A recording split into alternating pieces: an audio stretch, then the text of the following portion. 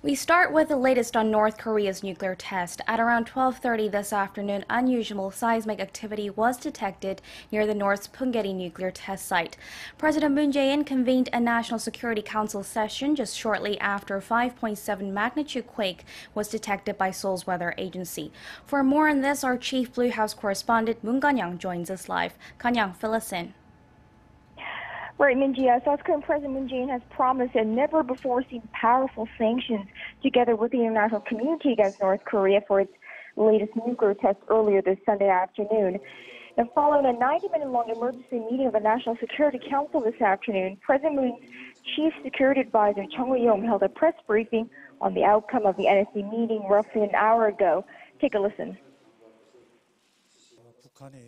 In an extraordinary show of defiance against repeated warnings from South Korea and the rest of the international community, North Korea today carried out a nuclear test more powerful than any of its previous ones.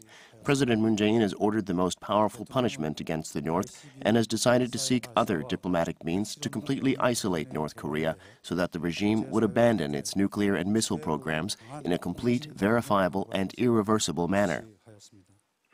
Now, President Moon's key security advisor also said that Seoul and its ally Washington will discuss the possible deployment of, quote, the most powerful U.S. strategic military assets to South Korea. Mr. Chung said he held phone conversations with his U.S. counterpart, H.R. McMaster, twice before and after the NSC meeting, each lasting roughly 20 minutes. The security advisors to Presidents Moon and Trump saw eye to eye on the severity of the threat posed by Pyongyang this time. The two leaders are expected to discuss the matter over the phone sometime in the near future.